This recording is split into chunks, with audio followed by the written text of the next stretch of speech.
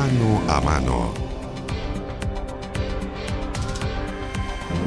Justamente para ahondar en esta noticia que acaba de ocurrir, la frustrada nominación de Dora Luksic, el nuevo nombramiento por parte de la Moneda de Angélica Repeto, vamos a profundizar en esto y otros temas de la contingencia con el senador de Renovación Nacional, Andrés Alamán. Senador, muy buenas tardes. Muy buenas tardes, muchas gracias por invitarme. A ver, con este nombramiento, ¿usted espera que se cierre este círculo que ha sido, bastante polémico, por decirlo menos? Bueno, sin duda se inicia una etapa distinta, donde las cosas se van a empezar a hacer de otra forma. Como siempre se ha señalado, el sistema que existía para el nombramiento en la última etapa, ¿no? Porque como todo el mundo sabe, el nombramiento de los ministros de la Corte Suprema tiene como tres fases. Sí. La Corte Suprema... Los tres poderes participan. Exactamente, la Corte Suprema hace una quina, posteriormente el presidente elige una persona de la quina y finalmente el Senado ratifica, aceptando, rechazando, por cierto, son las alternativas que tiene la proposición que efectúa el presidente. Lo que hasta ahora existía como procedimiento era que al momento de entrar en la deliberación del Senado, el ministro de Justicia efectuaba un conjunto de consultas, tanto con los miembros, digamos, con las bancadas de gobierno como con las bancadas de oposición. Cuando surgía una suerte de consenso o se entendía que existía la viabilidad respecto a un nombre, entonces en definitiva se formulaba la postulación, se efectuaba la nominación. Dicho en simple, era con consulta. Lo que ha resuelto el presidente de la República, en vista de lo que ha venido ocurriendo, es simplemente innovar en el procedimiento. Se van a terminar estas consultas porque, entre otras cosas, era un procedimiento agotado. Fíjese que sin ir más lejos, en este nombramiento de la ministra Luksic, se efectuaron las consultas del caso, se comprometieron los apoyos del caso y finalmente los apoyos a la hora de los que hubo simplemente no existían. ¿No es así? Hubo diferencias en ambos lados, pero fundamentalmente en el caso de la ministra Luksic, el punto se produjo fundamentalmente en la oposición. Hay que tener en cuenta que tanto el PPD como una mayoría del Partido Socialista simplemente no estuvieron por ratificar ese nombramiento. Entonces yo creo que esto es una buena medida, es una buena decisión. Se termina todas estas conjeturas de que estos eran cuoteos políticos, de que uno es tuyo, de que uno es mío, que uno corresponde a este sector, que el otro corresponde a este otro. Aquí simplemente el presidente de la República, en forma autónoma, ve la quina, sin consultar con nadie, elige un nombre y en consecuencia somos nosotros los senadores los que tenemos que aprobar o rechazar esa nominación y ciertamente dando los argumentos para una cosa u otra. Senador, ya, pero a ver, cuando hace una semana, porque no estamos hablando tampoco de mucho tiempo, supuestamente estaban todos los votos y era casi que una cosa de esperar el día D para que la jueza Luksic fuera la que encargada de la Corte Suprema. ¿Quién dice que hoy María Angélica Repeto vaya a ser ratificada nuevamente, cuando además sabemos que les guste o no, digamos, está mucho más ligada al oficialismo que a la oposición hoy día? Esa es parte... La candidata anterior o la nominada anterior tenía mucha más cercanía incluso con partidos de oposición. Y eso fue justamente, eso fue lo que estuvo arriba de la mesa también en parte en esta última discusión. Efectivamente, esas conjeturas, porque de verdad que son conjeturas, que si esta persona es más cercana a esta sensibilidad, que si es más cercana a esta otra, que si corresponde una vez para uno y otra vez para el otro, es lo que se termina con este procedimiento. Porque ahora no es así, como no van a haber consultas y simplemente se pone el nombre arriba de la mesa, entonces vamos a tener que ser nosotros, los senadores, los que vamos a tener que emitir un juicio que obviamente no va a ser un juicio político. Aquí no va a haber una negociación como existía antes. Eso hay que decirlo con todas sus letras. En consecuencia, nosotros vamos a tener que calibrar cuáles son los antecedentes de la persona que se nos somete y finalmente aprobar o rechazar y sobre la base de dar los argumentos de lo que nos merezca la nominación. Pero no van a haber, como existía antes, y esto hay que decirlo, una suerte de acuerdo político tácito, que era lo que antes existía. A ver, uno pecaría. ¿Qué es lo que no le convence? Es un poco ingenuo, me parece un poco ingenuo porque en el fondo, antes de nominar, obviamente que va a haber una conversación, o sea, eso es parte de la política, tratar de eliminar algo, el cabildeo, entre comillas, que es más viejo que el hilo negro, tratar de eliminarlo así de un día para otro. Sí, a mí me han dicho muchas cosas como senador, pero nunca me han dicho que era ingenuo. La propuesta parece ingenua en el sentido Andrés, que yo no sé... Pero te lo voy a proponer, pero yo no he conversado contigo. Bueno, déjame decir lo siguiente. Es exactamente lo que ha ocurrido en el día de hoy.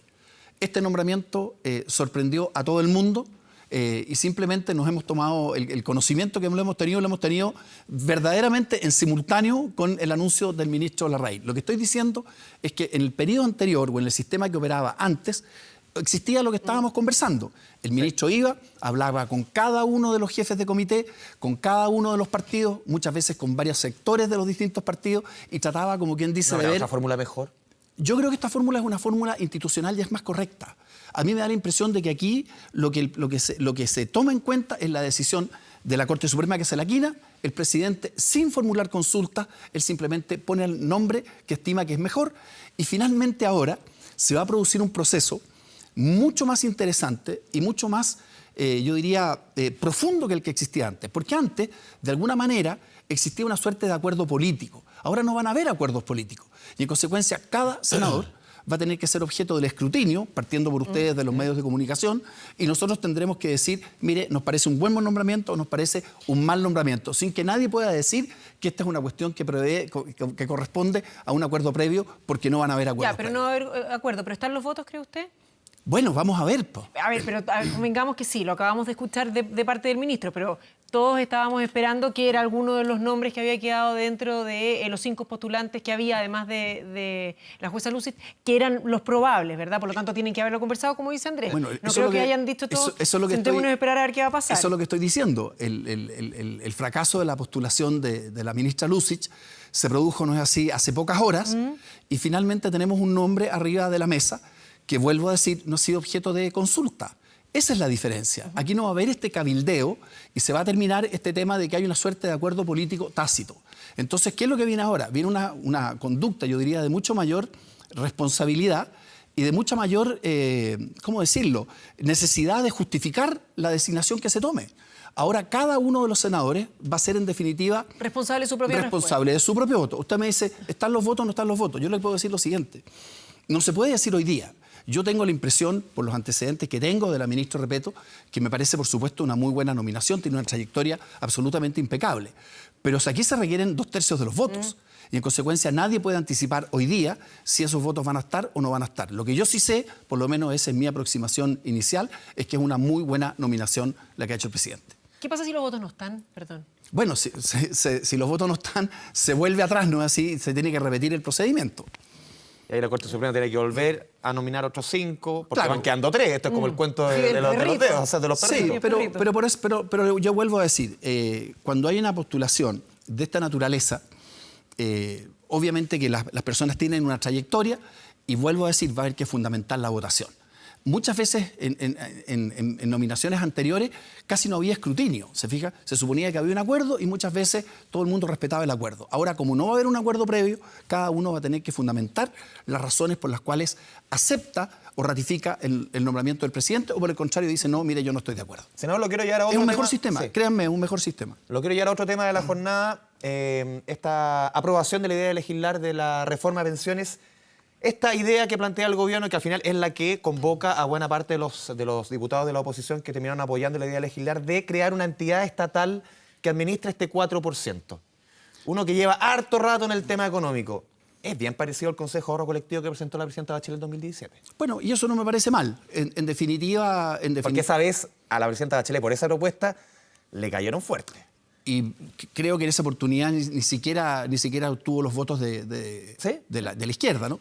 Pero déjenme decir una cosa previa. Yo creo que lo que ha ocurrido hoy día en materia de pensiones, no quiero ser grandilocuente y decir que es un antes y un después, pero yo espero que este sea un primer paso para que surja en Chile un perfil de oposición, o a lo menos una parte de la oposición, que es la que el país realmente necesita. El que se hubiera rechazado la idea de legislar a principios de la semana era una cosa completamente incomprensible. O sea, Más allá que no les gusta el proyecto. Es que lo que yo quiero decir es lo siguiente. Si hay un consenso en el país hoy día, es que se requiere una reforma previsional. La reforma previsional tiene aspectos que son absolutamente de consenso. Fortalecer el pilar solidario, que hubiera una mayor cotización previsional con cargo al empleador de un 4%, que existan subsidios tanto a la mujer como a la clase media. Entonces uno miraba lo que era el conjunto de la reforma y, desde el punto de vista de su columna vertebral, qué duda cabía que había que aceptar por lo menos el inicio del proceso, abrirse a la idea de legislar Y por supuesto, durante el proceso de legislación, establecer los acuerdos, las negociaciones y digamos... Pero aquí puntualmente, senador, el gobierno cede a la idea de ningún peso más a las AFP. Bueno, está bien, es parte de la negociación. A mí no me parece que sea... ¿Está de acuerdo con eso? Mire, a mí no me parece mala la fórmula que se ha establecido. Se establece que el 4% va a ser básicamente administrado por un ente estatal, que a su turno yo entiendo que lo que va a hacer simplemente licitar lo que va a ser propiamente todo lo que tiene que ver con la inversión de los fondos que provengan de ese 4%. Era uno de los temas que estaba arriba de la mesa, pero yo quiero volver atrás en un punto. Lo que era absolutamente incomprensible era que simplemente se dijera, como dijo hasta el día de hoy la totalidad de la izquierda, mire, rechazamos la idea de legislar y en consecuencia no hacemos nada con las pensiones de los chilenos, por lo menos durante un año. Eso yo creo que era una pequeñez política y creo que era una insensatez política. O sea, la gente de verdad no pienso que pueda haber comprendido una acción de esa naturaleza. Senador, pero conversamos, con varios diputados de oposición durante esta semana al respecto y todos decían, ¿sabe qué? No se trata de no hacer nada más. Nosotros planteamos una lista de 10 puntos a la cual estamos insatisfechos respecto de la respuesta que nos dio el gobierno. Bueno, esa quizás era la alternativa o lo que planteaban aquellos que querían de alguna manera poner un pie forzado de tal naturaleza que condujera al rechazo de la idea de legislar. Si yo coloco una cantidad enorme de requisitos, finalmente hago imposible que estos se puedan cumplir. Yo creo que lo que se ha hecho, por ejemplo, en términos de abrir esta posibilidad de que sea un ente estatal el que administre el 4%, demuestra que el gobierno tiene la flexibilidad del caso, ¿no es así?, para ir sacando adelante esta reforma. Si hacer una reforma previsional es particularmente complejo y hay que lograr conciliar puntos de vista muy distintos. Por eso que es una tarea difícil desde el punto de vista político, pero lo que era totalmente, yo diría, absurdo para la ciudadanía era que simplemente se dijera, mire, ¿sabe qué más? Como tenemos esta diferencia, no hacemos absolutamente nada y seguimos sin reforma previsional. Hay un punto, senador, que me llama la atención porque mucha gente criticaba en el tema de pensiones que solamente podían cotizar en una AFP, no tenían otra opción. El gobierno, cuando presenta la reforma, abre el abanico y pueden haber compañías de seguro, cajas de compensación, los bancos a través de diferentes entidades. Pero aquí, con la reforma un poco que plantea el gobierno nuevamente, la gente pierde ese poder de elección. Solamente a AFP y el 4% solamente al Estado. No puedo elegir. Bueno, vamos a ver en qué termina ese punto específico, porque yo creo que va a ser también parte del debate legislativo que viene. Porque la libertad de elección es parte del... Por eso le puedo decir, yo creo que van a haber planteamientos que se van a formular en términos de que las personas puedan elegir si ese 4% lo administra este ente estatal o ese 4% lo administra... Esto seguramente va a cambiar a su juicio. No sé si va a cambiar. Lo que sí sé que va a ser objeto del debate, y no tengo duda que algunos van a plantear, como usted señala, que lo razonable es que las personas puedan elegir, porque se trata de su ahorro previsional, quién lo debe o quién quiere que lo administre. Pero más allá de eso, yo creo que es una muy buena noticia la que hemos tenido.